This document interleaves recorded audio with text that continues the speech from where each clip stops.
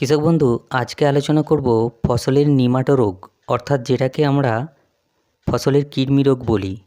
এই নিমাটো রোগ আমাদের ফসলের কি কি ক্ষতি করতে পারে এবং এই নিমাটোর জৈব এবং রাসায়নিক নিয়ন্ত্রণ সম্পর্কে বিশেষভাবে আলোচনা করব।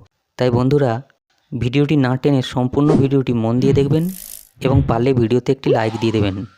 এই গোটা পৃথিবীতে নিমাটোর অনেকগুলি প্রজাতি আছে। এই নিমাটো জমির মাটিতে অথবা জমির ফসলের শিকড়ের মধ্যে পাওয়া যায়। নিমাটোর বাহক হলো ফসলের শিকড়, কন্দ অথবা মাটির নিচে ফসলের বিভিন্ন অংশ। কোনো ক্ষেতে যদি নিমাটো আক্রমণ করে, তাহলে ওই ক্ষেতে বাহক ছাড়াই নিমাটো প্রায় 15 বছরেরও বেশি বেঁচে থাকে। এরা আমাদের ফসলের সাদা শিকড়, অর্থাৎ যেই শিকড়ের সাহায্যে ফসল বা গাছ মাটি থেকে সার, খনিজ ইত্যাদি পুষ্টি সমৃদ্ধ খাদ্য সংগ্রহ করে, ওই সাদা শিকড়ের মধ্যে নিমাটোর লার্ভা প্রবেশ করে শিকড়ে আক্রমণ করে। আর এই নিমাটো একই ফসলে 2 থেকে 3 বার পর্যন্ত বংশবিস্তার করে থাকে। নিমাটোর লার্ভা শিকড়ের মধ্যে প্রবেশ করে বংশবিস্তার করে, ফলে গাছের শিকড় মোটা হয়ে যায় এবং গাছ মাটি থেকে জল, সার, খনিজ ইত্যাদি পুষ্টি সঠিকভাবে গ্রহণ করতে পারে না। ফলে গাছের বৃদ্ধি থেমে থাকে। খাদ্যের অভাবে গাছ দুর্বল হয়ে পড়ে, ফলে সহজেই রোগ এবং পোকা আক্রমণ করে। ফলে ফসলের ফলন ভালো হয় না। কৃষক বন্ধুদের ক্ষতির সম্মুখীন হতে হয়। তবে আসুন দেখি এই নিমাটোকে সম্পূর্ণভাবে নির্মূল করতে গেলে তার জৈব ও রাসায়নিক পদ্ধতি কী।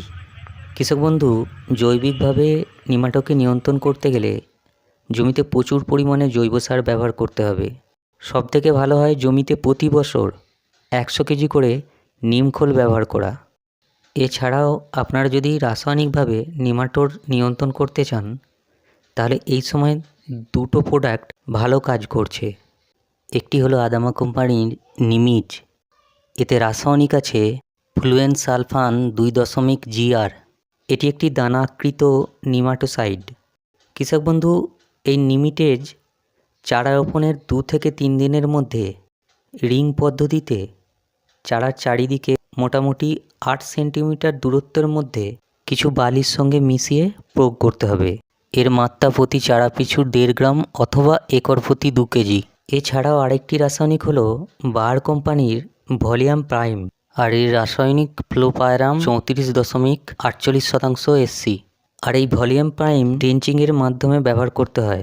ভলিউম প্রাইম ট্যাঙ্কির জলের মধ্যে গুলে স্প্রের নজেল খুলে দিয়ে গাছের গোড়ায় ভিজিয়ে ড্রেঞ্চিং করতে পারেন। এর একর প্রতি মাত্রা 500 ml। এছাড়াও ভলিউম প্রাইম আপনারা ডিপ অথবা সেচের জলের সাথেও ব্যবহার করতে পারেন। কৃষক বন্ধু, খেয়াল রাখতে হবে এই রাসায়নিকগুলো ব্যবহার করার সময় জমির মাটি যেন একদম শুকনো না থাকে, আবার খুব বেশি জলও না থাকে। জমির মাটিতে যেন হালকা বাত থাকে, অর্থাৎ হালকা ভিজে ভাব থাকে। এবং ভলিউম প্রাইম ব্যবহার করার পরেও আরেকবার জমিতে হালকা করে জল দিয়ে দিতে হবে। তাই কৃষক বন্ধু, জমিতে প্রচুর পরিমাণে জৈব সার, খোল, কাঠগুঁড়ো অথবা নিমখোল ব্যবহার করুন। তাহলে আস্তে আস্তে জমি নিমাটো মুক্ত হয়ে যাবে। এছাড়াও এই দুটি রাসায়নিক ব্যবহার করে আপনারা জমিকে নিমাটো মুক্ত করতে পারেন। তাহলে কৃষক বন্ধু, এই ছিল আপনাদের ফসলের বা জমির নিমাটো নিয়ন্ত্রণের ভিডিও। পরবর্তী ভিডিওতে আবার কৃষি বিষয়ে কোনো নতুন তথ্য নিয়ে হাজির হব। ধন্যবাদ।